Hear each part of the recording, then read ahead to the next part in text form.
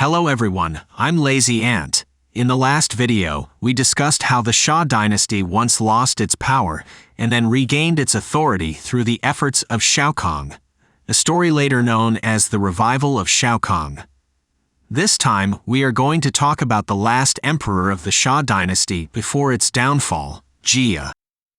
Jie's real name was Lu Gui. After the founder of the Shang dynasty, Tang, overthrew the Xia dynasty, he posthumously named him Jie. Since then, people have referred to him as Jie, largely ignoring his real name and calling him Xia Jie instead. Jie was the 17th ruler of the Xia dynasty, reigning for 52 years, 1652 to 1600 BC. Jie was accomplished both in literature and martial arts, able to straighten an iron hook with his bare hands. However, he was notorious for his indulgence and cruel tyranny, being regarded as the first despot in Chinese history. Even before Jie ascended to the throne, various feudal lords had stopped paying tribute to the Xia dynasty, and the kingdom was beset by neglect of domestic affairs, constant external threats, and looming crises. After ascending to the throne, Jie not only failed to implement benevolent governance to improve the situation, but continuously waged wars against neighboring states to expand his territory. Once, when he attacked the Yushi tribe, they were unable to resist and had to present him with rare treasures and their most beautiful woman, 009.Chinese, as a peace offering. Jie was extremely fond of 009.Chinese, and, to win her heart, he built a towering, luxurious palace known as the Leaning Palace. The large-scale construction resulted in people being heavily taxed and burdened, leading to widespread suffering. 009.Chinese had a peculiar quirk. She enjoyed listening to the sound of silk being torn. As a result, Jie had strong palace maids tear silk for her to listen to every day. In the early agricultural era, the silk weaving industry was just emerging, making silk extremely precious and rare. Jie thus ordered the people to produce a large amount of silk, resulting in the people's livelihood being severely affected, leading to poverty and death. Jie was also worried that 009.Chinese would miss her homeland, so he constructed buildings mimicking the style of the Yushi tribe's houses for her amusement, in an attempt to alleviate her homesickness.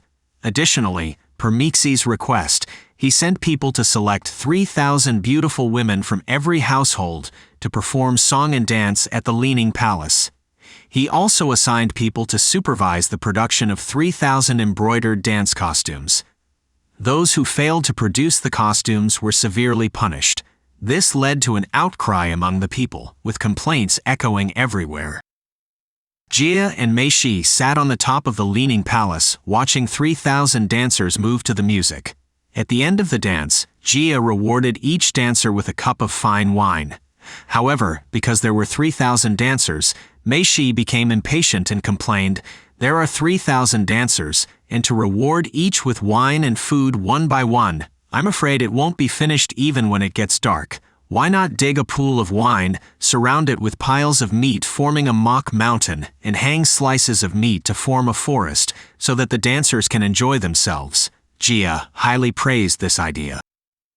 So the wine pool was quickly constructed and filled with fine wine to serve as the water, while trees were planted on the side, their branches hung full of cooked meat, like fruits ripening in autumn. A light boat was also built, in which Jie and 009.Chinese would sail around the wine pool.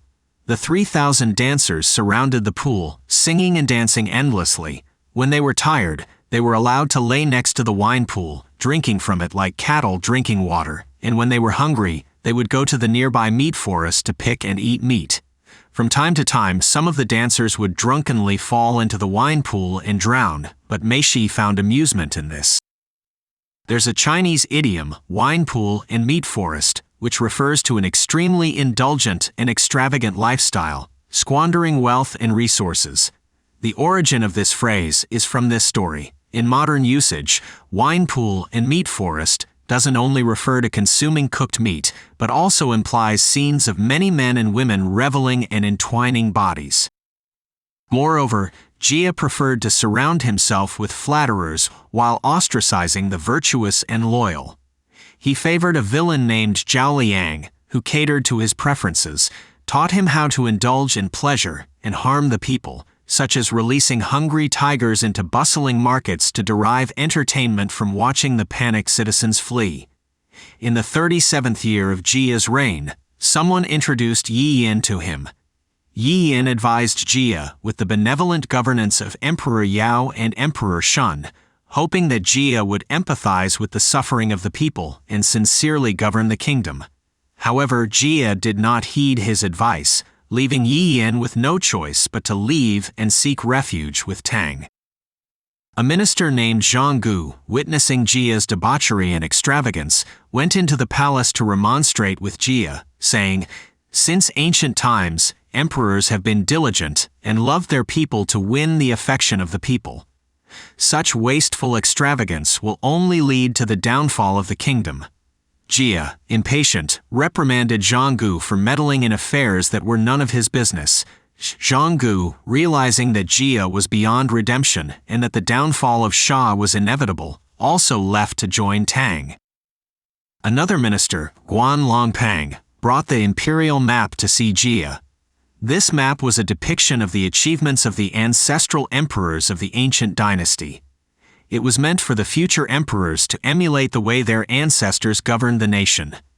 The map that Guan Longpang brought depicted scenes such as Yu the Great controlling the floods. He wanted Jie to emulate Sha's founding ancestor, Yu, to be frugal and love his people in order to enjoy a long, lasting reign. If he continued to squander resources as he was currently doing, the end of his reign would not be far off. Jie believed that his reign would never come to an end. He said, "The sun is in the sky, just as I have my people. Will the sun perish? Only when the sun perishes will I perish." He not only disregarded such wise counsel, but also killed Guan Longpang, warning his ministers that anyone who admonished him like Guan Longpang did would be beheaded. Thus, no one among his ministers dared to offer advice anymore. Everyone went with the flow, and the Sha dynasty's governance became even more corrupt. He convened a meeting with the tribal leaders under his rule, preparing to wage war against other disobedient tribes. The tribal leaders had no choice but to deal with the situation with insincere compliance. With each passing day, Jie increasingly lost the people's trust, leading to alienation and widespread defection. At this time, under the leadership of its chieftain, Tang, the Shang tribe was growing increasingly strong. Tang was a leader of great potential. He governed with benevolence and diligence, resulting in a growing population, abundant food supply, and a strong national power within the Shang tribe. Jie, worried that Tang would threaten his own rule, imprisoned him under false pretenses. However, Tang's ministers, Yi and Zhang Wei, devised a plan to make Jie release Tang. Upon returning to his territory, Tang rallied the anti-Jie forces nationwide to rise up. His call was answered by the whole country. Tang then led the vassals to wage war against Sha, with Yi and Zhang Wei pledging to follow him to the death. As Tang galloped on his horse, wielding an axe and shouting before the battle, he said, "Everyone, come closer and listen carefully. It's not that I am reckless and causing unrest, but rather the Sha dynasty has committed countless evils. Everyone also says that the Sha dynasty is guilty, and the heavenly emperor has commanded me to exterminate it. Now some of you may resent us, the kings, for not pitying you and causing you to abandon your farming to attack Sha. However, the current emperor is guilty, and I fear the heavenly emperor, so I have no choice but to wage this war." Tang went on to say, "The emperor of Sha wastes the labor of the people, endlessly consuming the power of the Sha dynasty, so no one wants to cooperate with him. Every commoner is asking when this damned son, the emperor of Sha, will fade away. Everyone is willing to go down with the emperor of Sha. The emperor of Sha is so terrible that I must go and subdue him. If you assist me, I will reward you generously. If you do not obey, I will execute you. There will be no mercy." These words were recorded by the civil officials, and they are known historically as Tang's Oath. Tang first led his army to conquer many of Jie's subordinates, and eventually besieged the capital of the Sha dynasty. Jie, who could no longer indulge in drinking and merriment, quickly assembled his troops to fight back, and the two armies met in battle. At the command, the two armies clashed, and the Shah soldiers, who originally hated Jie and did not want to risk their lives for him, seized the opportunity to flee and turned their weapons against him. Jie couldn't stop them and had to hastily retreat into the city. He then fled with 009.Chinese and his treasures across the river to Nanchao, present-day Chaohu City, Anhui Province, but was eventually caught by the Shang army. Tang did not kill Jie. Instead, he exiled him to Mount Ting in Nanchao, where Jie died 3 years later from depression and resentment. 009.Chinese is often referred to as the first example of a beauty brings ruin in history. There are two theories about her role in the downfall of the Shah dynasty. One suggests she was a spy sent by the Shang kingdom, colluding with Yin. Originally, she was a gift from the defeated Yuxi tribe, sent specifically to overthrow the Shah dynasty. Therefore, she took advantage of Jie's unreserved affection for her, continually causing Jie to waste manpower and financial resources, thus generating resentment among the people. The other theory posits that in retaliation for Jie's affection for other women, 009.Chinese conspired with Yin, leading to the demise of the Shah dynasty. However, the blame for Jie's public condemnation and the downfall of the Shah dynasty cannot be solely attributed to 009.Chinese actions. Jie, who reigned supreme with outstanding literary and martial skills, should have followed Yu's example to benefit the world. However, after becoming emperor, he turned into a public enemy, bringing great disaster to the people and himself. Jie's actions in politics were perverse. He favored the unscrupulous, distanced the virtuous, acted arbitrarily, and listened to false words. The ruling group was fraught with intense conflict and contradictions. Upright and honest people were either killed or alienated. Jie, during his decades of rule, found himself isolated and abandoned by all, which illustrates that if a ruler's thoughts lack the essence of benevolence and are paired with vast, unchecked power, this unlimited power can form a dictatorship. It can turn a potential hero into a demon even worse than a beast. In the next time, we will discuss the story of Hui, which we have mentioned several times before.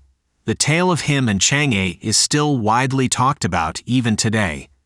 Hui shooting the sun and Chang'e flying to the moon are both known as one of the 4 major Chinese myths, and even gave rise to the Mid-Autumn Festival, the second most important holiday in Chinese culture, only behind the Lunar New Year. Follow my channel to learn more about the history and stories of Chinese culture. You'll never have to worry about running out of topics and stories during your next gathering with friends. If you like this video, please give me a like, share and subscribe this YouTube channel. Every subscription is the biggest support. Thank you.